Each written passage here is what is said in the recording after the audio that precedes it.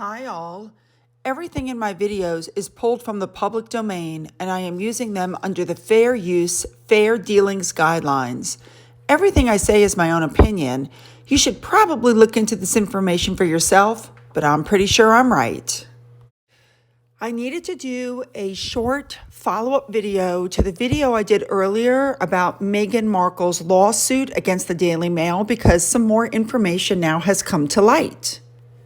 So a quick catch up for those who might live under a rock and don't know this, but basically what happened was Meghan wrote a letter to her father and he did not release the letter. And I guess she got her friends to go to People magazine and do an article that made Thomas Markle look absolutely horrible. So at that point, Thomas defended himself by releasing the letter. Now, I guess I should say she allegedly sent her 5 friends to the magazine to talk about this letter because this is part of the lawsuit. She's claiming she didn't send her friends, they went on their own. Although how 5 separate friends would know about this letter and would decide on their own to go to People is beyond me. Now, it should be noted that Meghan Markle didn't take any legal action against People magazine for breaching her privacy.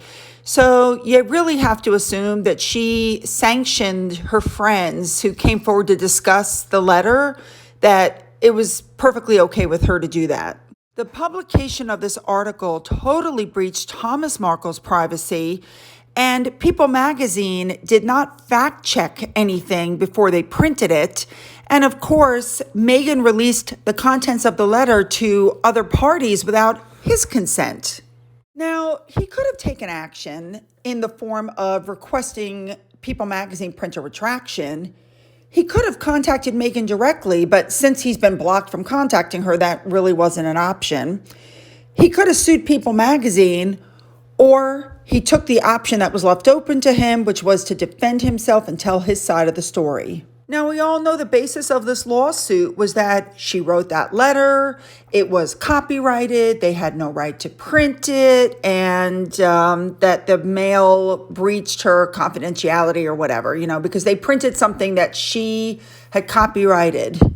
So, ladies and gentlemen, this is where the new information comes in. We all know that she got an extension due to the Mail on Sunday using Finding Freedom because we all know that she participated in the writing of that book, which is why she hasn't sued the authors. Now, I'd also like to point out that she got Omid Scobie to even say on television in an interview that she wrote that letter with her father in mind because he has a history of releasing things to the media and she knew that letter was going to be released.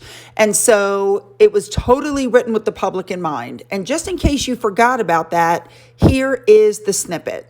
Was very much to repair the relationship with her father. She knew in her heart of hearts that this was going to be released to the papers. Thomas has a record of this. This is exactly the man that she knows. And so many of those things in that letter were written with the public in mind. She very much wanted to set the record straight. So, ladies and gentlemen, here we go.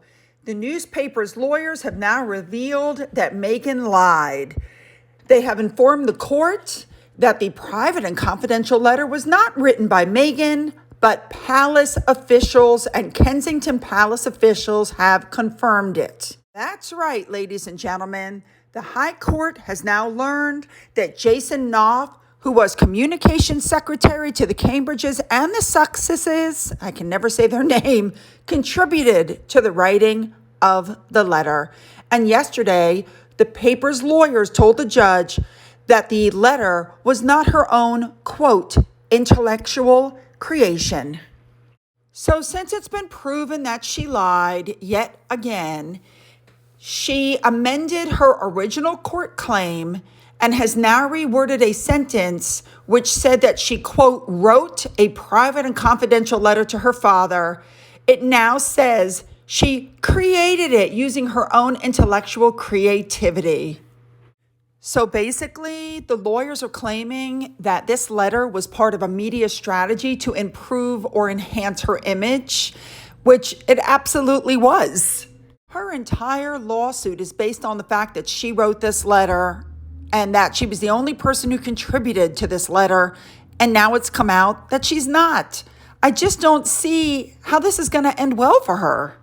So what do you guys think? Should this case go all the way to court? I mean, I hope it does. I do know that she plans on applying for a summary judgment in January, which I can guarantee you with 100% will be denied by the court.